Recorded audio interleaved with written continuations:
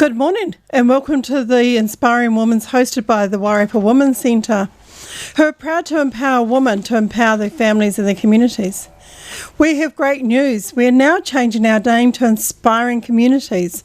Many thanks to the support of ethnic community funding, we are now focusing our show on how all ethnic groups work within our community to empower our community. Special mention to Vicky Simpson. Thanks to her sponsorship, it enabled us to start the Inspiring Woman show. Congratulations on being the top Wairarapa salesperson within the Patrick and Scott Professional Real Estate. Great to see working mum out there empowering others in their lives. My outfit this morning is actually, of course, once again by Dress for Success. And thank you to everybody who takes the time to vote and make comments. They're gratefully received. And it's always also really good to see what I'm actually also wearing. Honestly, Mel and I have so much fun because we have such different ideas. Right. This morning we were very lucky to have Alison Dye, Coordinator of Companion for Seasons for Growth Wairarapa. Welcome, Alison. Thank you, Kim. So Alison is actually a coordinator for Seasons for Growth, which actually does the primary schools throughout the Wairarapa. But Alison, we want to get to know you first. What about you? Where were you raised? I grew up in Howick, which at that time was a small town out of Auckland, and attended my first school was what's now called an area school, but was in a district high school. Wonderful. Wasn't it amazing on how Auckland's grown so much and taken in those little areas? Yes. And the thing is, when you go back now, it would feel so totally different. Every time I go back up to Auckland, there are new roads that weren't there before, yes. Yes, amazing on how life changes happens, didn't it? So you became a teacher and you decided from a young age you want to be a teacher. Do you want to tell us the story about how you wanted to be a teacher? When I was 6, I decided I wanted to be a teacher, and from then on I observed my teachers very closely, learning from them what I liked about what they did and what they didn't. Some teachers found it flattering, other teachers found my concentration on them unsettling. And so tell me, what's your career been as a teacher? Well, it took me a long time to get teaching because my mother said if you're going to be a teacher, it's a good idea to know other things in the world first, not just education. So I took her advice and I went off and I did a variety of jobs from waitressing to clerical work, and then I decided I was ready to be a teacher, and I put in my application. A week later discovered I was pregnant. So didn't go then. Tried for 2 years to have another child and couldn't conceive. So I put in another application for Teachers College, and then I got pregnant again. So I eventually got to Teachers College when I had 4 children. So that would have been a challenge as a working mum, a studying mum as well? And with preschool children. So we had my niece came and lived in as a nanny for that year. That was wonderful. It's just great to hear stories because there's so many out there that say, but I've got children.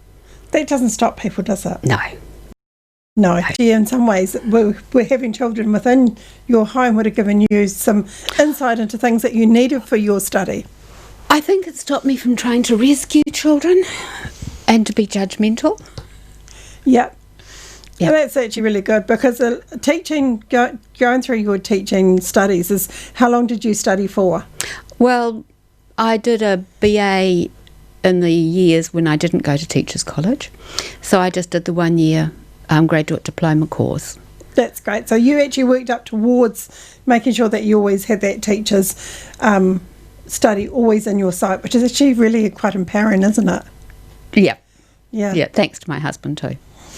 But let's face it, you've got to have supportive people around you when you're actually a mum, somebody studying, and you've got to take time out to shut off and take time to study. And that takes quite a bit of commitment to do that. Yes. Yeah. And you don't realise until you actually finish your study and you sit back and you look and you think, oh, actually that's actually a nice relief, but it's also nice to have that certificate at the end of it as well. I was so used to, with 4 children, doing my essays after the children had gone to bed. And so every 6 weeks or so I would sit up all night. I was so used to that when I'd finished studying, every 6 weeks or so I'd have to sit up all night because I just couldn't sleep. Isn't it amazing on how just something like that changes your life? Yes. Yes. So tell me, where have you worked as a teacher? My initial teaching was in the Hutt Valley, and my number 3 child was not suited for school, and he had a very good teacher, had 2 very good teachers, but it was obvious that he just wasn't suited to the system. So we looked at alternatives, and he went to the Steiner school, and I very soon followed. So I became a Steiner teacher. I taught Steiner education here and in Australia. And then in 2002, my eldest son and his partner separated. I was teaching at the Waikato Waldorf School, or a Steiner school up there at the time, and made the decision to come back to Wellington to support my family. And at the same time, primary school was headed towards the outcomes-based curriculum and the standards and curriculum, and that I didn't feel was where I wanted to go with education. So I did masters in education, thinking about, well, what am I going to do next?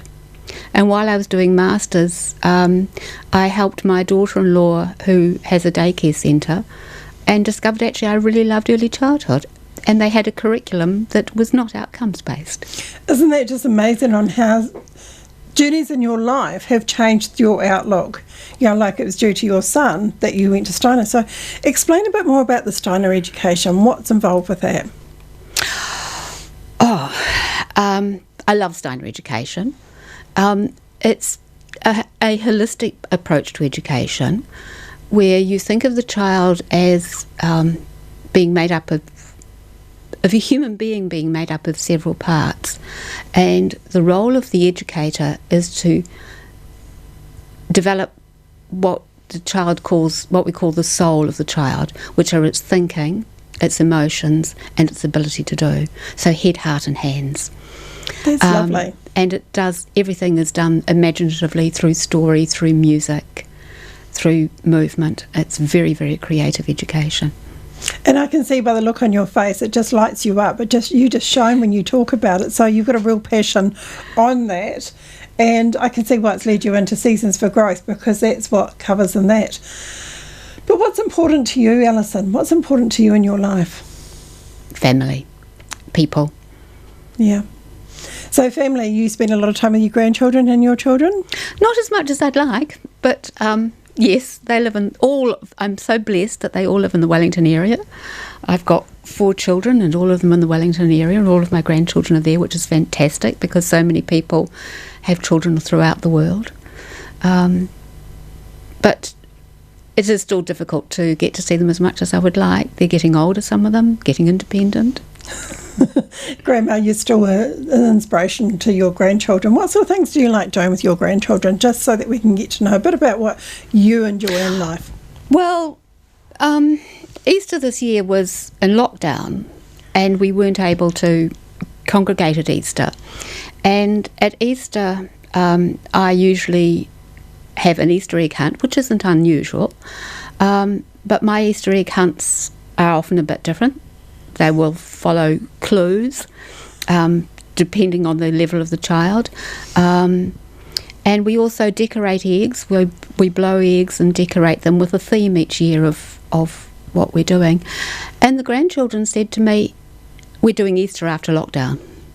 So we've set a date in the spring, and we're going to do Easter in the spring. We also have a paddock full of daffodils, and the grandchildren always love to come out and pick those. We've sometimes done lantern walks in the middle of winter, so those sorts of... Going back to nature, isn't it? Yes. Going back to nature. And I think that's really important for a lot of families now that are struggling, that they can't afford to take their children out to something. That sometimes there's just those little things that you can do at home and make it fun. You know, I talk to a lot of families and they go, oh, but we can't have these big birthday parties. Actually, there's some of the best birthday parties are at home. I could just imagine a birthday party in your daffodil field, you know, those sorts of things. So we're just going to take a bit of a break. Alison, we've got her music this morning, so we're just going to say we're not sure what this music's going to be. So here it goes.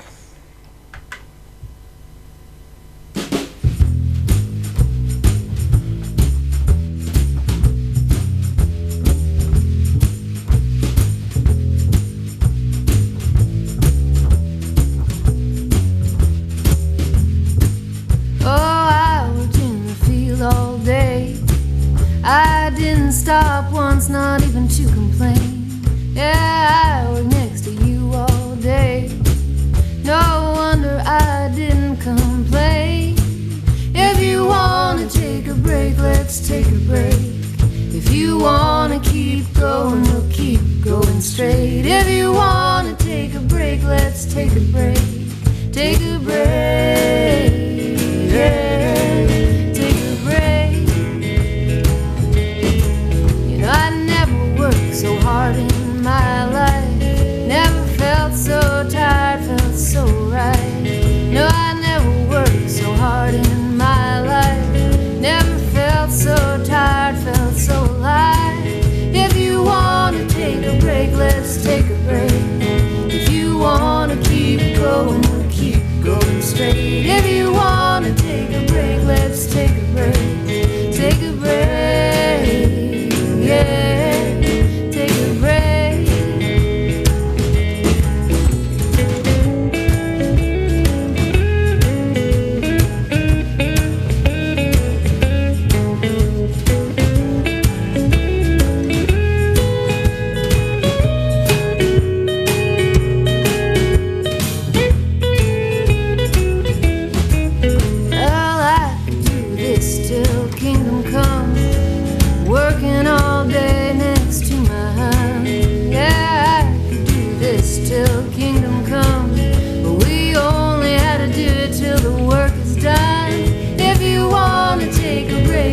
Take a break. If you wanna keep going, we'll keep going straight. If you wanna take a break, let's take a break. Take a break, yeah. If you wanna take a break, let's take a break. If you wanna keep going, we'll keep going straight. If you wanna take a break, let's take a break. Take a break, yeah.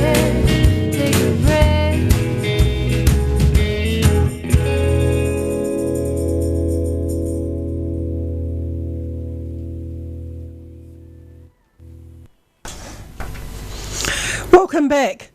We're actually having a really great talk this morning about Alison Dyer and what her big things are, but I want to, for a start, talk about our spring breakfast. It's going to be on the 25th of September. We are having Premier Baker's Farmers Breakfast. We've put this into a farmers breakfast because we had the wonderful Sophie Hanson who organised the rapid feed run up to Hawke's Bay. An amazing feat for a young person who's also a mum working and a husband busy on a farm. So Sophie's going to come and talk about her career path, and I tell you, it's really interesting. So tickets are $20, so you can contact me or email me and we'll get you the tickets to you, but it's going to be a great morning. Welcome back, Alison. Thank you, Kim. So you became involved with Seasons for Growth after your father died. How was this for you? I had been asked several times by the vicar at St Mark's Church to become involved with Seasons for Growth, and I was quite busy in my life at that time. I said yes, maybe, yes, but wasn't very convinced. And then my father died. He was an old man. He had Alzheimer's. He had reached the end of his life. It was timely death, and I felt as though I'd been hit by a bulldozer. I couldn't think and I couldn't act, and I was shocked at the extent of my grief and the way that it affected my ability to function. And I thought, if the death of an old man at the end of his life does this to me, what is it like for children suffering the death of somebody? And I thought, yes, I do need to be doing Seasons for Growth. Schools and teachers need to understand that children can't think when they're grieving. Children need support to process their grief. So that was what a great duty to bring you into it, because you are now a coordinator and trainer for Seasons for Growth. Tell me, what do you get out of it personally for yourself? It's a great thing I found, because I'm also a companion, that it's actually a great learning curve for you, and I feel every time I work with the students there's always something else I learn as well. Well, Seasons for Growth is a fabulous program, and it really works. So there's satisfaction in delivering a program that works. The children appreciate it. over 90% of the children in the evaluations appreciate the program. And so I get out of it a huge satisfaction of helping those children to process their own grief. Yes, you do learn about yourself in the process, but mostly for me the satisfaction is in the teaching. It is, and it's a great program because it is pre-set up and it has been really well researched, which I actually enjoy knowing that I'm presenting a program that's been researched, and it's a program that is actually very colourful and enticing to the kids. Yes, it reminds me in some ways of Stoner education. The fact that you're working holistically with the children, you're working with their thinking, you're working with their feelings, you're working with their doing. Definitely. So you're the coordinator, but you're also a companion and a trainer for the St Mark's Seasons for Growth as well. For the Wairarapa Seasons for Growth, yes. So how many companions do you currently work with? That fluctuates every year as companions, their ability to give their time comes and goes. 2 years ago we had 13 companions. Last year we were down to 6 or 7. I don't know, I haven't counted. These are companions also, because it's always so good to say that these companions are volunteers that come in and help as well, so that's really good. So tell me, what's the benefits for the community for the Seasons for Growth? As you said, Kim, Seasons for Growth is well researched. It's been going for a long time. It's based in Australia, and a lot of the research has been done in Australia, some in the United Kingdom, some in other countries throughout the world where Seasons for Growth is available for children and adults. One of the main things that it does is it's been shown that people who've gone through the Seasons for Growth program are less likely to commit suicide. Processing those griefs in life, having the skills to manage challenges that come into life, it clearly has huge benefits. Also, just for ordinary children who aren't maybe going to ever to go down that path, the Seasons program enables children to process their own grief so they can get back into the ability to learn more quickly. It enables families to understand what's happening in their dynamics, and so helps the whole community. Even if you take one child who's been disrupting a class perhaps because they've been grieving, if you help them so that they're not disrupting the class, that's helped 25 to 30 other children. If you say that that's also helped 25 to 30 other families, and in each program you've got 3 to 5 children, you don't have to do a lot of multiplication to see that one program affects a lot of people in our community. And this program's actually designed, and we have manuals for the kids, which I find the manuals so interesting for the kids, because I always call it their toolkit, because they're actually there for them and they can always go back to them. They get them at the end of the program. But it's something that when they come up to another grief or a loss situation, they have it to go back to. Yes, and there was one story I was told by an adult that the child had done the program. Sometime later, the adult had a new grief in their life. The child went and got their journal, or the manual as you called it, and said, "Here, we work through this. This is how we do it." So in this instance, the child was teaching the parent. What a wonderful story. Yeah, stories like that actually just warm your heart. There's so many of those stories out there, and it's actually really great to see the schools getting involved and actually helping the children access this. And it's actually a great benefit to all the community, as you say. So would you like to explain what Seasons for Growth is about? It's a peer support program. So we work in groups of 3 to 5, ideally. The advantage of the peer support is that as the children share their experiences, they understand, it's not just me. It's not that I've got something wrong with me. I'm experiencing grief that's come from the change in my life. This is normal. a normal person in a difficult experience. And that is very empowering. I think that's one of the major advantages of a peer support program such as this over individual counselling, which doesn't have that advantage of showing the child that this is a normal grief program and other people are in the same boat. The other advantage of peer support is that they learn from one another. As they hear other children's experiences, they can say, yes, it is like that for me, or no, it's not like that for me. The shyer children can just agree with the other children. They don't have to speak out. So it has lots of advantages of being a peer support program. That's great. So with Seasons for Growth, it actually explains what it's about realistically, isn't it? It's actually showing change by the seasons. Yes. The metaphor is a large part of our language. We talk about our fortunes looking up. We've got an increase in wage, a low socioeconomic thing. So we use these metaphors of up and down in everyday life. Metaphors are a very common part of life. And if you can make the metaphor for the changes of the seasons strong, then the children can take out more than they can understand intellectually. They can draw out more through that comparison of the metaphor. So, for instance, in the Seasons for Growth program, we start in the autumn and we say that that's a time of change.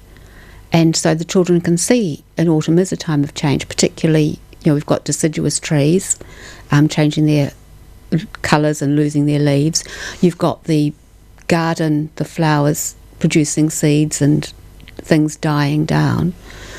So they can see that. They can see that change occurs all around them.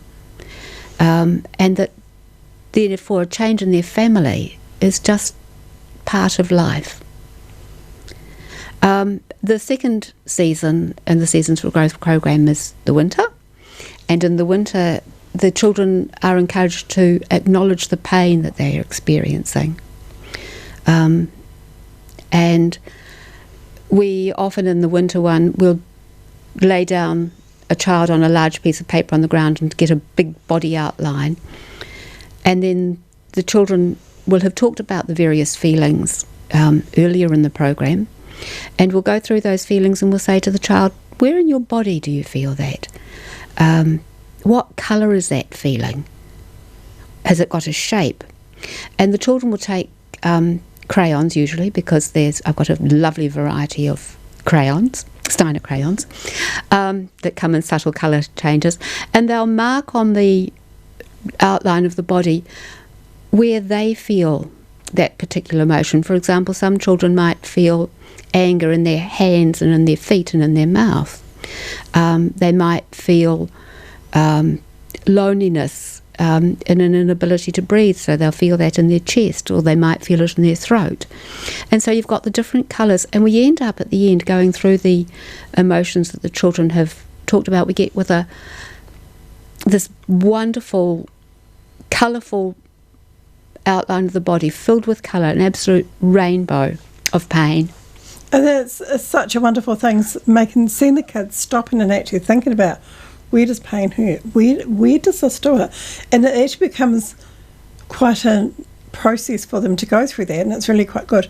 Then you go on to, of course, after winter, you go on to spring. Yes, and the spring, the main task for spring is to adjust to the world after the change and loss. And in order to adjust to the world, the children have to be able to manage their emotions and form. So we've already talked about the emotions with the ones that the children get stuck in. And then in the spring, we'll encourage the children to do like in an artistic form, using a flower or a butterfly or a soccer ball, to put the central in that image, a feeling that they get stuck with, and then around outside on the periphery, and the leaves of the petals of the flower, or in the other white hexagons of the soccer ball, pentagons, aren't they? Or in the butterfly, the wings of the butterfly, things that they can do that make them feel good. so that they can manage that emotion so they don't get stuck in it, ways they can let it out, ways they can learn to relate to the others through that emotion. So that's a really helpful activity too. It is, and then of course they go on to summer. So out of this they actually do 8 weeks and do 2 weeks of each session with the different ones, and then we go on to summer, and that's a really lovely one because that's just showing them that once again there's another change in the season. Yes, and that in summer they look at the support systems they've got, the people who support them, places they can go, as well as going back and reflecting on the things that they can do. And the ability to make choices in their lives is an important part of the summer program. Within the adults program, that is linked to forgiveness and learning to forgive, because holding on to forgiveness is like drinking a cup of poison that you prepared for somebody else, drinking it yourself. And in the children's program, we don't do forgiveness, but we do talk about things that they can do to make other people happy, and instead of reacting to circumstances, to learn to respond to them. And I think that's such a toolkit for the kids to have. I always talk about it as a toolkit because the manuals go back to them at the end of their program, and like you say, a child brought one out to an adult. So it's a special toolkit, and we always talk about how this toolkit's going to be there for life. You're setting them up for life. You're setting them up to make these decisions in their life, and it's fantastic to see. Yes. We're just going to have a break now. We're just going to listen to some more music. We've actually got here... it's a one that we've picked up. It's a Catherine McLennan, and we're going to listen to the next music from this.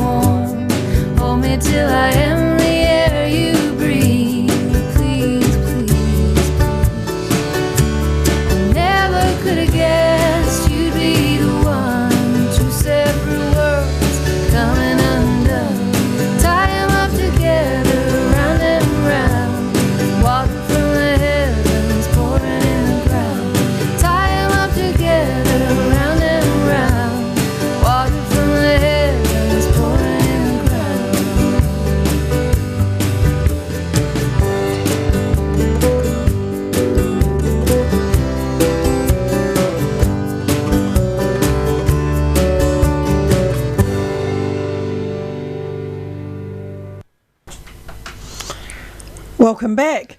That was a big lot of music. That was actually really of music that actually reminds me a little bit about Seasons for Growth. Seasons for Growth actually includes music in their program as well, and it's actually really quite calming and reflective for the children, but it's also putting some ideas in their heads, and they go away and all of a sudden something will come up and that music will come back to them. But like probably Stones does, it's actually creating that whole body and soul and people thinking, isn't it, Alison? Mm. So we're just going to take a chance to have a look at our Facebook events. There's some things for everyone, from cross-stitch to lead light, and I can see also Vonnie's got a really great selection of stuff from meditation. When I left the community centre this morning, the girls were doing Tai Chi. I would have loved to have joined them, but I had to be here this morning. So it's $6 for Tai Chi at 9:30 on a Monday morning, so take the opportunity to come down to the community centre for that. I also would like to say that our cross-stitch ladies, they're actually a really fantastic team that actually during lockdown we did a group through Messenger and we shared our progresses of our cross-stitches, and if we needed to have cottons or patterns, those sorts of things, became a really great support system. But during that time we had some amazing pictures finished, so our girls from the cross stitch at Tiafina are going to come to our spring breakfast, and they're going to display their cross stitches, so take the opportunity to come down and see what they're doing. I tell you now, there's some amazing work going to be shown. Welcome back, Alison. Thank you, Kim. So tell me, what are like the seasons that you work on with Seasons for Growth? Sorry, we'll start that again. Yeah. What about the seasons and the change and the shift in the life? How does Seasons for Growth cover that? Well, there can be many changes, many reasons for coming on the program. The obvious one is the death of somebody close to the child, separation of parents and families, children being taken into foster care, moving to a new place. And then there are also other Seasons for Growth programs for if there's a natural disaster and for the impact of a life-threatening illness in the life. So there are different programs for very specific circumstances, but basically the Seasons for Growth program helps any child who's experiencing a large change in their life. And that can be quite hard for a young child to process and deal with. So with Seasons, going through the 4 seasons, showing them the change, that just really helps their well-being, doesn't it, Alison? Yes, it does.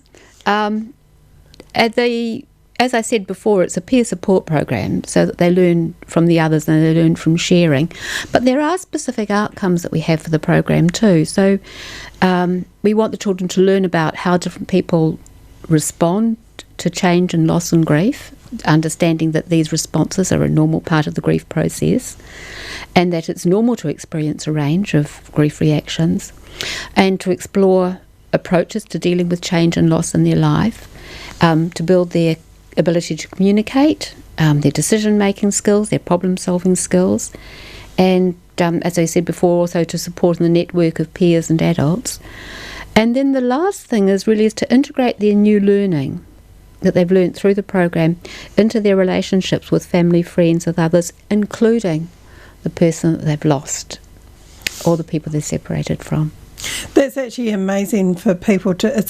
It's a big process for people to go through, because different cultures have got different ways of doing it. But for the child to be given the opportunity to say it's all right to process, it's all right to think about things, is actually a great help to these young children. So you're really passionate about the Seasons for Growth. You love working with the children. What schools are you currently working within at the moment, or what schools have you worked within? One of the things, just before I mention the schools I'm currently working, is one of the reasons that we know that the program works, apart from the evaluations that the children do, is that the schools invite us back time and time again. So this year's been a funny year with COVID in the middle, but we've worked this year so far at Lakeview, Solway, Greytown, St Pat's and Fernridge schools. And those are all schools that we've been to many a time as the staff there see the benefit of the program for the children. And that's fantastic, because at the end of the day, as you say, it helps the staff as well, because they also see different bits and pieces as well. So what are you showing me there? You're just flicking something up. I am. I'm just saying that one of the things that I've spoken about is the role of the companion. Yes, please do that, because that's really important. Yes. And we mentioned companions earlier, but we didn't explain that companions is what we call the facilitator of the program. We use the term companion because they're accompanying the child or the children or the adults if it's an adults program, or the young people in a young people's program. They're accompanying the participants on their journey through the grief process. And so that facilitator is called the companion. We usually like to work, if possible, with 2 companions in a group. It's safer for the companions. It enables other perspectives to come in, so that while one companion is working particularly with a group, the other one can be observing the children. Or if we need to divide the children into 2 groups for something to give them more individual attention, we've got the 2 adults that can do that. So it's the companion role is not just a facilitator role. It comes halfway between an educator and a counsellor.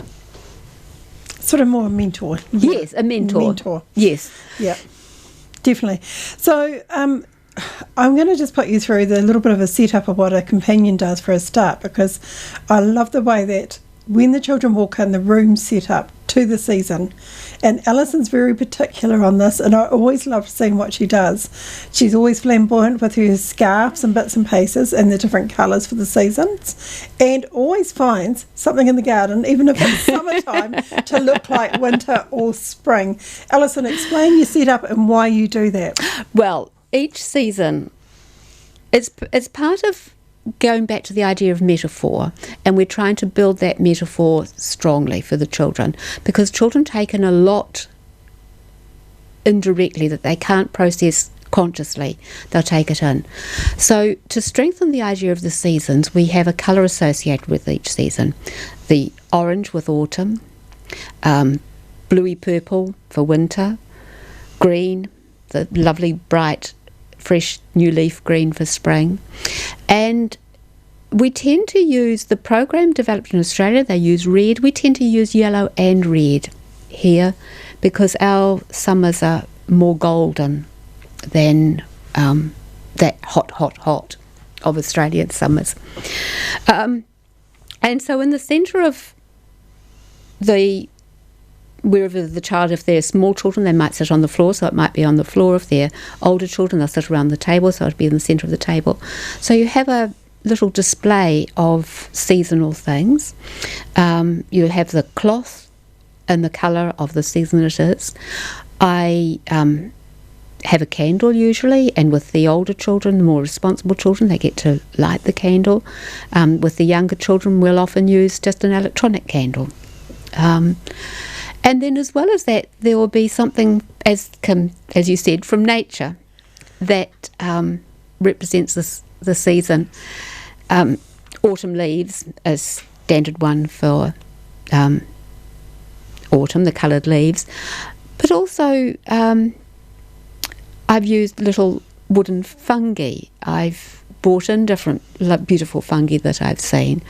It might be flowers that are typical to the autumn season.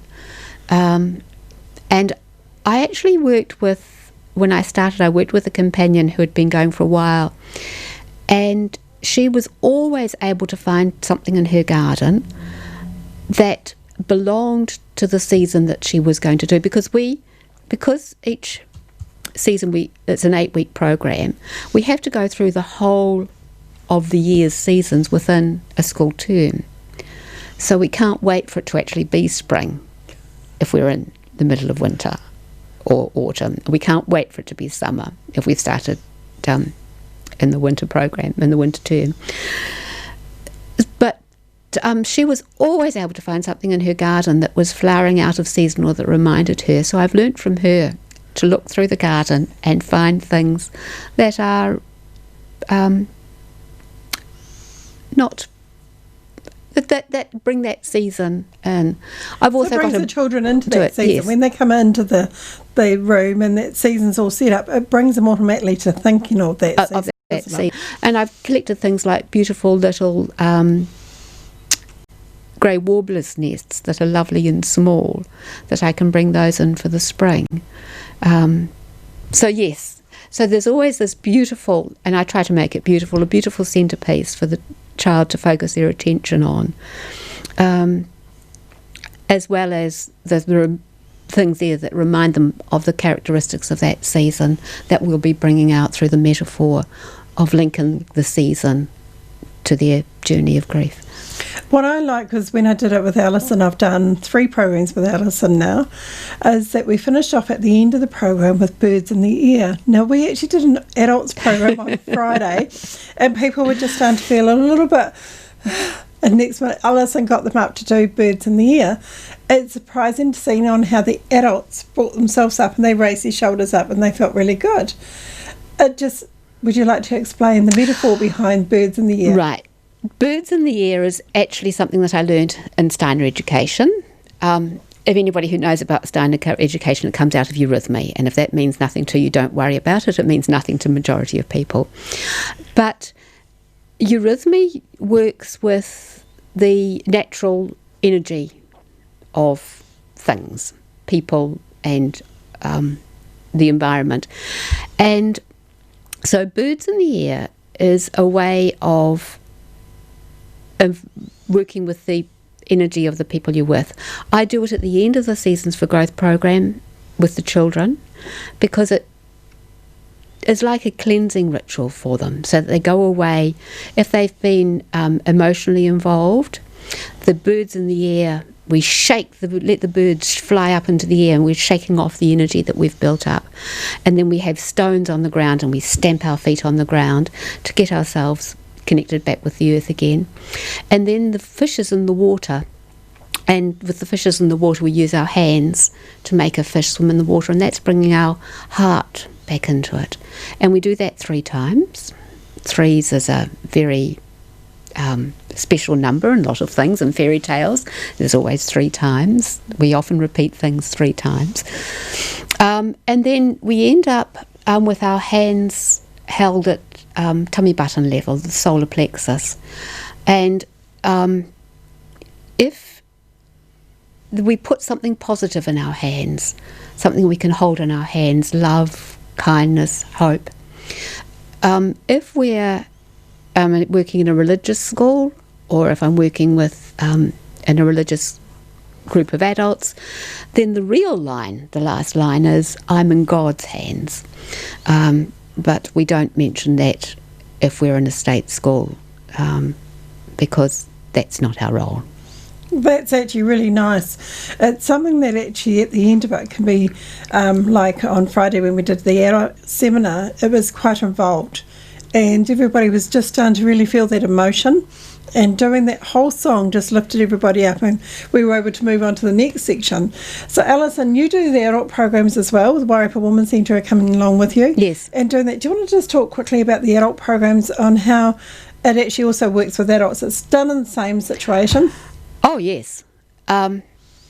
Because grief is the same whether you're a child or an adult, whether you're whatever nationality, whatever race, whatever creed you are, the process of grief is the same. And so the same things work. We learn from other people in a peer support program. We can hear other people's views and think, yes, it was like that for me, or no, it wasn't like that for me. And so it increases our understanding of grief. But usually with the adult programs, instead of doing it once a week for 8 weeks, we'll probably do it 4 times for a long period of time. So we'll do it over 4 weeks, 1 season each week. The adults, the advantage of doing an adults program, if you can do an adults program with the adults who are the parents and caregivers of the children at the same time as the children's one, it doesn't happen very often. But that means that the adults understand what the children are going through, and they're also doing their own process, and that can be really, really beneficial. both for the adults and for the children. So I really enjoy doing the adults programs. Adults are more reluctant to come on the program than the children. They're more inclined to feel that they can manage their grief themselves and that they don't need support. And it's always good to have support no matter what you're going through, because you're not aware at the time of what your processing is. Because you actually, when you're in a real grief, sometimes at the start you can be quite numb, all those sorts of things. So it's actually really good to get into these programs. And if you've got a child that's actually struggling with grief, it's always good to talk to the teachers, or if you're going to social workers or counsellors, they can refer to you as well, Alison. Anybody can refer to Seasons for Growth, even children, if they know about it, can refer. Parents can refer, as well as social agencies refer. So the way that you refer to a child to Seasons for Growth, the first thing is if they're at school, ask the school if they have a program. That's probably the easiest way. If they don't, then contact me. And I'm sure if you contact Access Radio, they'll be able to give you my contact details. So do you have an email that you can give out? Yes. Do you want me to say it now? Yes, you can say it now. And we'll put it up on the Wairarapa Women's Centre Facebook as well. Right. So it's on there as well. So it's Seasons Wairarapa, all one word, @gmail.com. I also have a cell phone, but I live rurally. And if you want to contact me by phone, the best way is to leave a text, because then I'll get it. And my cell phone number is 021 0789 610. But please remember to text, and I'm going to change my message to remind people to text. That's great. You know, it's been quite an inspirational morning this morning, because it's one that we're both very passionate about, and it's a good chance to do it. The program is really structured, and we follow a structure, don't we? Yes. The Good Grief Australia, which developed the program, have given the child has a journal that they work through. The adults, who are the adult companions, have manuals that sets in the manual guidelines, the outcomes for what you're trying to achieve at each session, the materials that you'll need, the suggested way of each session is divided into 4 sections: a welcome, exploring the focus, reflecting and respond, and a closure. And there are suggested activities. Some of them are required activities, some of them are just suggestions, some of them are either or. So for every session, the companion's manual sets out what's expected from the program with the children. And the important thing is that there are objectives for outcomes for each session. So for example, in the younger children's first winter session, their outcomes are to share the story of change that has occurred in their families and to name some of the feelings associated with the change. So that's your aim for that program, and each one's got its own 2 or 3 aims. It's very structured, very well put together, very successful. And what I like about it's the first session they discuss their plan, and it's all about what happens in that room stays in that room. So everybody's privacy is really considered, and it's really emphasised that their privacy is so important. We develop a group of rules with the children in the first session, but one of the rules will always be confidentiality. But I usually express that as I tell only my story, and I say to the children that you can talk about Seasons for Growth. People are going to ask you what you've done. It's not a secret. You can say anything that's happened as long as your sentence begins I or we. And that way you are keeping confidence, because you can't tell other people's details because it doesn't begin I or we. Yeah, and I think that's really good. Yeah, it's not schoolyard gossip that goes on. It's actually, we are very considered in that. The manuals are actually really richly illustrated. They're actually really fantastic. I always love seeing a new manual and going through and having a look. And it always amazes me on how the mind is triggered by some of the illustrations, especially with the different changes of the seasons. They are really explicit on what they show, and it's really fantastic. One of the things I love is a bluebird, and to me a bluebird always seems to be special, but just a bluebird that sort of flies off, that can actually be really quite empowering to a young child. I think it's empowering to an adult as well. Well, can I just finish? Are we nearly at the end? We're nearly at the end. We've got 3 more minutes to go. With my favourite activity in it, which is in the young children's program, which is where they have a memory of the person that they've lost. They sketch it very quickly on paper, on a heart-shaped piece of paper, fold the heart up and put it on water, and in the water slowly the paper unfolds, and the child sees that as a metaphor for how when they think of a pleasant memory, their heart blossoms. I think that's actually a wonderful thing to finish up with, because their heart does blossom with Seasons for Growth. Alison, thank you for this morning. I also want to finish off that each children with Alison's setup, one thing she forgot to put in there is that she actually has knitted teddy bears, and these teddy bears sit in the room, and at the end of it, each child gets taken a teddy bear home. Our group down at Tiafina have knitted a whole lot of teddy bears for it, and it's wonderful to see a group down at Tiafina actually giving back to an organisation like Seasons for Growth, and we're really proud to actually be doing that for you, Alison. But it's great to see these kids hug and cuddle them. We dropped some off to Alison the other day. The first thing she did was cuddled one because it was soft and cuddly. So it just goes to show how something like that can be of great empowerment to a child. Even to our 11-year-old boys. Even to adults. Alison, thank you very much. We haven't found out much more other than your teaching and your Seasons for Growth, but it's been really interesting this morning, and we thank you.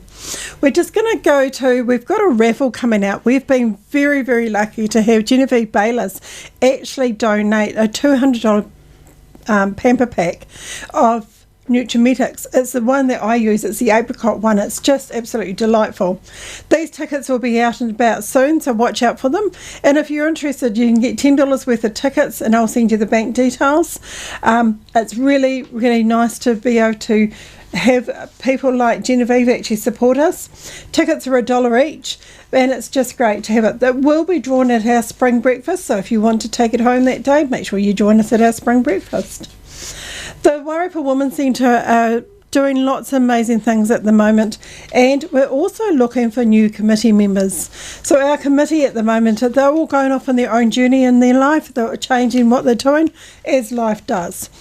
So we're looking for committee members. We're looking for committee members that are able to help within a board situation, to be able to help empower the community. So if that's you, give me a buzz. I'd love to talk to you. We had 2 wonderful ladies that joined us last time, and it'd be great to see more of yous. That's it for Inspiring Women's. We're actually inspiring communities this time. It's going to take a bit for me to get used to that. So for today and for August, let's all be safe and happy, and let's all stay warm and dry, because it doesn't look like it's going to be good weather out there for the next couple of days. Take care, and make sure that you find a nice spring flower to brighten up your day. Thank you.